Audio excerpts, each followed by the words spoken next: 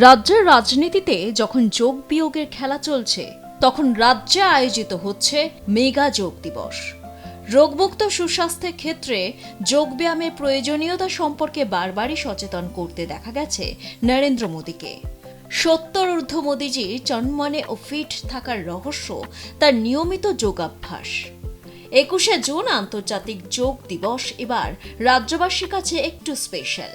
এবছর আন্তর্জাতিক যোগ দিবস নিয়ে রাজ্যে একাধিক পরিকল্পনা নিয়েছে গেরুয়া শিবির।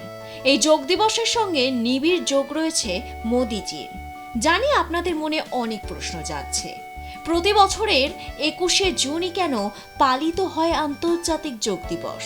কখনো ভেবেছেন 2014 সালের 27শে সেপ্টেম্বর রাষ্ট্রসংঘের সাধারণ অধিবেশনে প্রধানমন্ত্রী নরেন্দ্র মোদী প্রথম আন্তর্জাতিক যোগ দিবস পালনের প্রস্তাব দেন। তিনি যোগব্যায়ামকে ভারতের প্রাচীন ঐতিহ্যের এক অমূল্য উপহার হিসেবে ব্যাখ্যা করেন।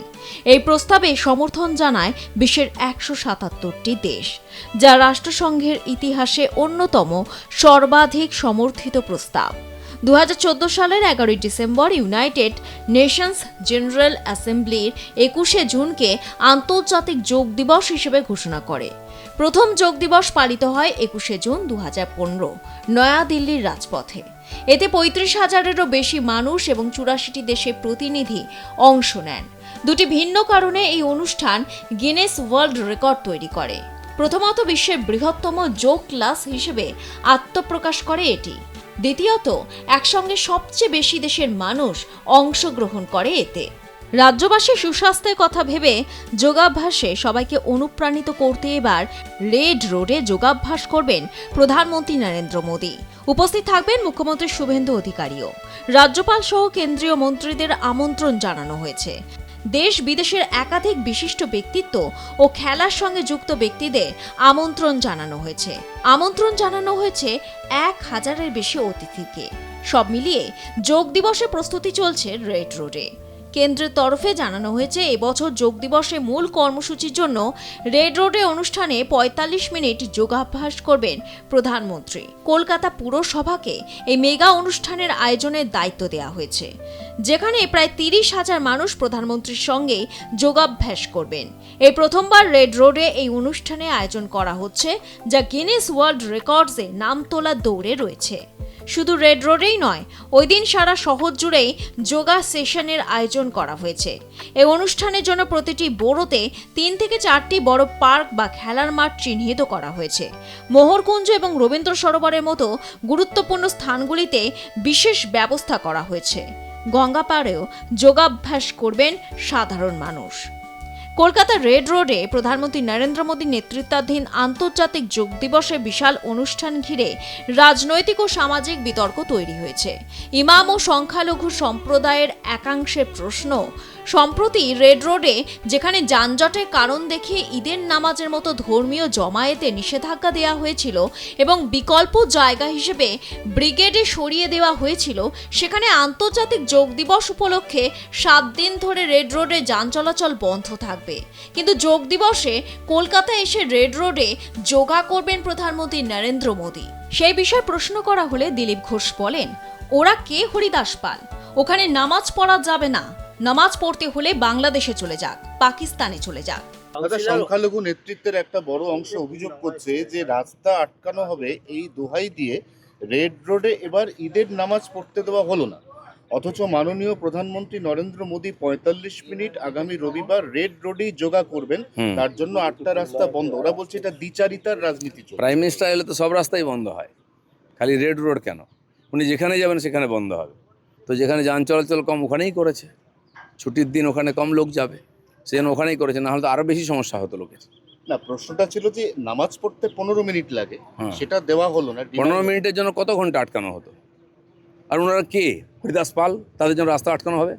প্রাইম মিনিস্টারের জন্য আটকাবে, চিফ মিনিস্টারের জন্য আটকাবে? এটা ঠিকই আছে। বছরে তো একবার উনি আসছেন, কত বছর পরে আসছেন?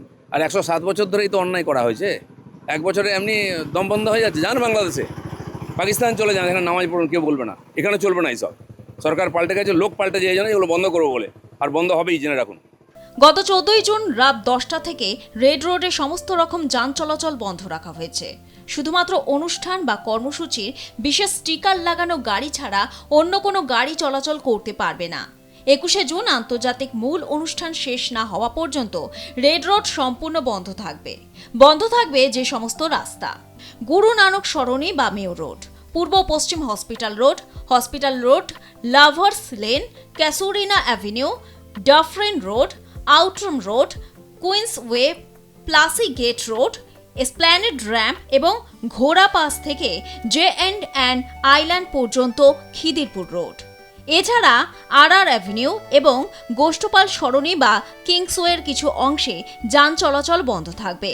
21শে জুন রাত 2টো থেকে অনুষ্ঠান শেষ না হওয়া পর্যন্ত AGC Bose road, Saint George's gate road, strand road, CR avenue এবং জেএল নেহেরু রোডের একাংশে সব ধরনের মালবাহী ও পণ্যবাহী গাড়ি চলাচলের ওপর নিষেধাজ্ঞা আরোপ করা হয়েছে। বিকল্প রুট ম্যাপ: রেড রোড বন্ধ থাকার কারণে সাধারণ মানুষের সুবিধার্থে কলকাতা পুলিশ বিকল্প রুটের ব্যবস্থা করেছে। উত্তরমুখী গাড়ির ক্ষেত্রে জে&এন আইল্যান্ড থেকে আউটরাম রোড হয়ে জেএল নেহেরু রোড অথবা ডাফরিন রোড ও মেয়র রোড হয়ে উত্তর কলকাতার দিকে যাওয়া যাবে।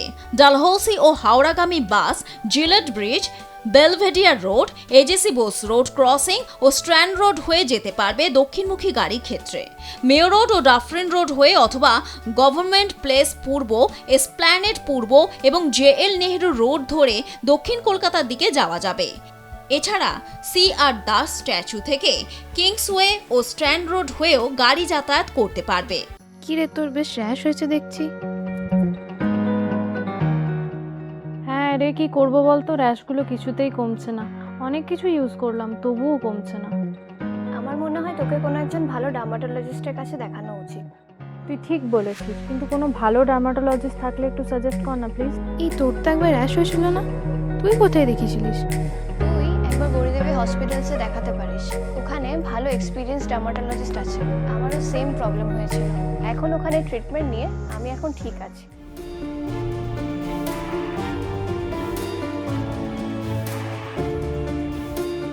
গৌরী দেবী হসপিটাল, রাজবাঁধ, দুর্গাপুর। যোগাযোগ 8001003333, 8001113333।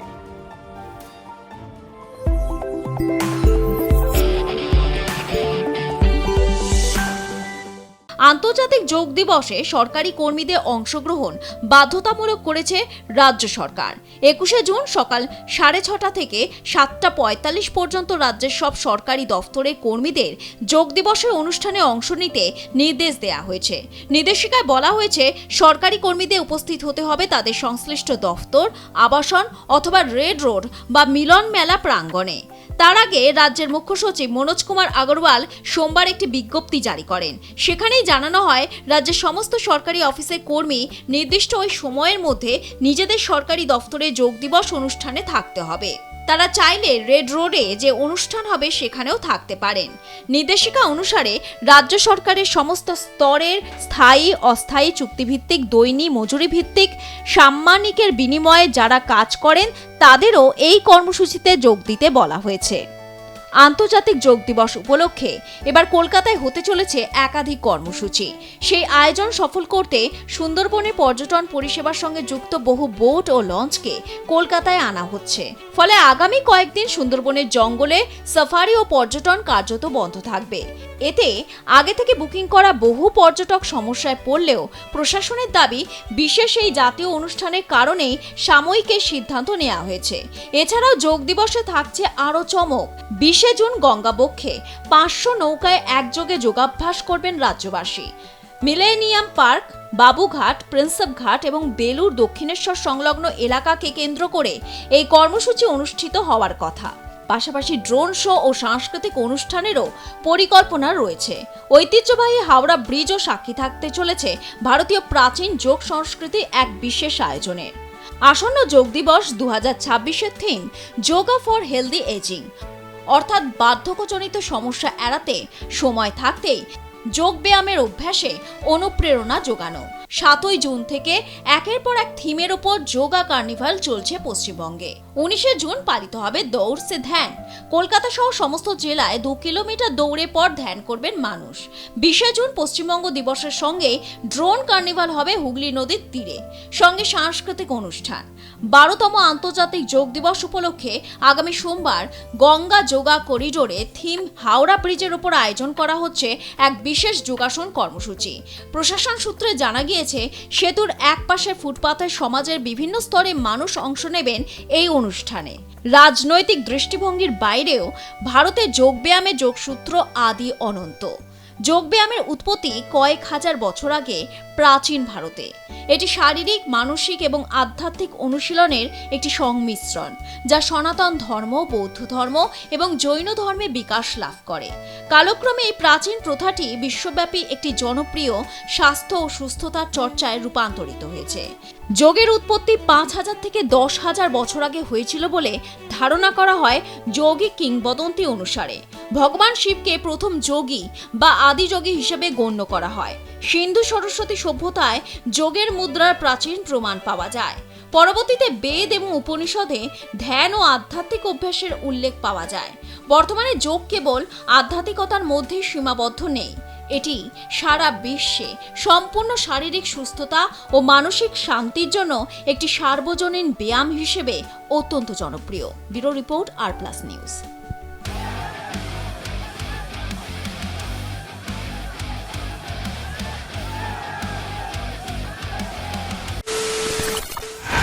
খবরের নামে প্রতিদিন সন্ধে আপনার ড্রয়িং রুমে কি শুধুই চিৎকার চেঁচামেচি খেয়ে আসে? বিতর্কের নামে চলে গালাগালি আর কাদা ছোড়াছুড়ি।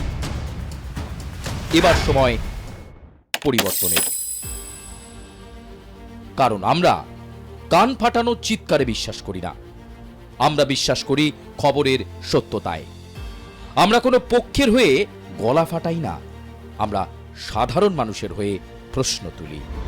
চিৎকার নয়, শুধু খবর হবে যেখানে বিতর্ক আছে কিন্তু কুৎসিত ঝগড়া নেই। সঠিক তথ্য, বিশ্বস্ত খবর। নজর রাখুন আর প্লাস নিউজে।